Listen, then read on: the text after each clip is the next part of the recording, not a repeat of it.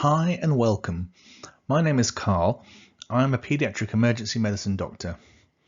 Today we are going to start to talk about eating disorders in kids. This talk is intended for healthcare staff looking after children.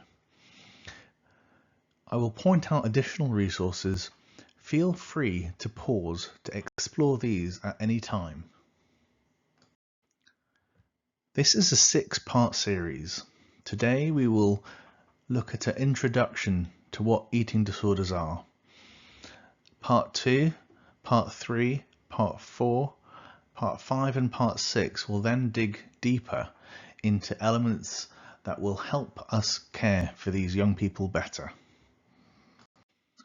So why is this topic important for doctors and nurses caring for children in an emergency department? Eating disorders impact 1.6 million people in the UK. Whilst most are women, 75%, of course 25% affect men. And typically the peak of incidence is between 14 and 25 years of age. In emergency care, we are used to dealing with acute illness and fixing problems, like broken bones. It is important to understand that in the case of an eating disorder, our goal should be to support the young person's care journey to recovery and not necessarily fix them in that moment in any way there and then. It is important to recognise that these are challenging conditions needing expertise and ongoing input across healthcare settings. On average, anorexia as an illness can last as long as 8 years and bulimia as long as 5 years. These, of course, are averages. They can be shorter or longer. So, what is an eating disorder? Firstly, it is a particularly serious mental illness. It involves thoughts, feelings, and of course altered eating behaviour. Crucially, it impacts all aspects of a person's life, not only their eating and exercise, and indeed, if it becomes severe or poorly managed, it can become life-threatening. This topic is important. This problem is common. Apart from being common, these disorders are also very dangerous. Whilst in anorexia, 46% can be expected to fully recover and 33% improve, unfortunately 20% remain chronically unwell. In bulimia, 45% can be expected to fully recover, 27% can be expected to improve, and again, unfortunately, 23% remain chronically unwell. These disorders have the highest mortality compared to any other psychiatric disorder. 20% of deaths in people with anorexia nervosa are due to suicide, and self-injurious behaviours co-occur in as much as 72% of cases. It is also important to recognise the complexity of these disorders. They are not simply diets that have gone wrong.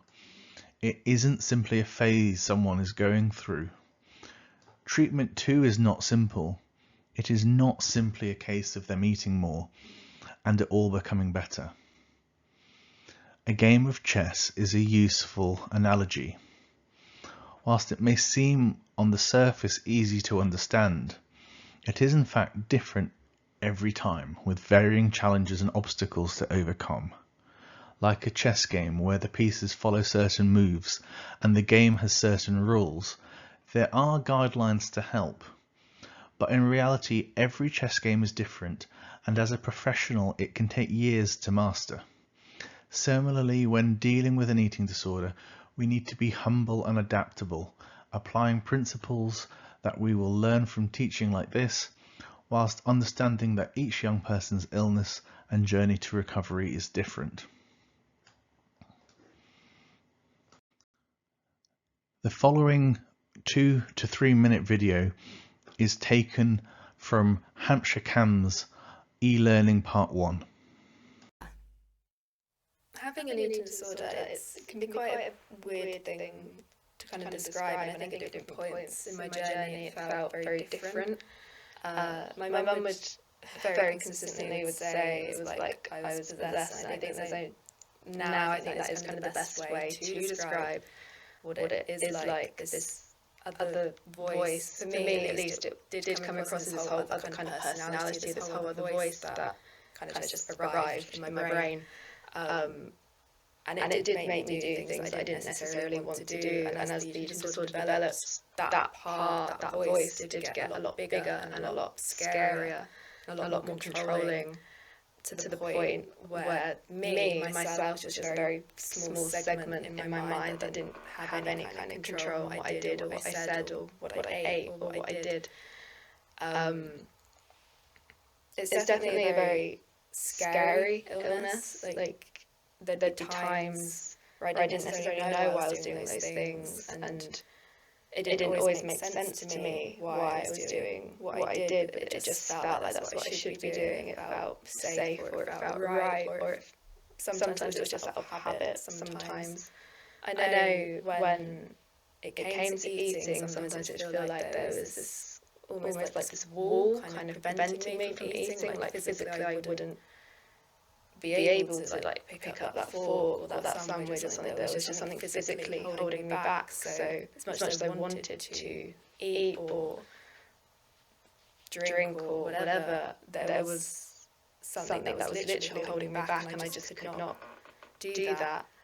I think as I started to recover, that voice and that portion of my mind did get smaller. I think there was a constant battle though between me and those voices. I think as my journey developed and things, I worked through some issues and trauma I'd gone through, there were different voices that kind of told me different things and kind of had different beliefs about myself, and it was these that kind of fed into how I saw me and my body and my self-worth and how I related to other people. As I started to have certain treatments, I began to think a lot more clearly and was at a healthy weight, which is also very important for recovery as well. I began to think a lot clearer and began to kind of distinguish those thoughts that weren't me, that I didn't necessarily believe in, and as my life began to kind of continue, I began to kind of question what those voices were telling me.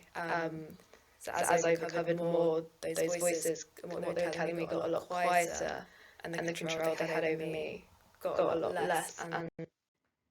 Next time in part 2, we will be picking apart some myths, checking our facts, and looking at what causes an eating disorder and how it develops. See you then.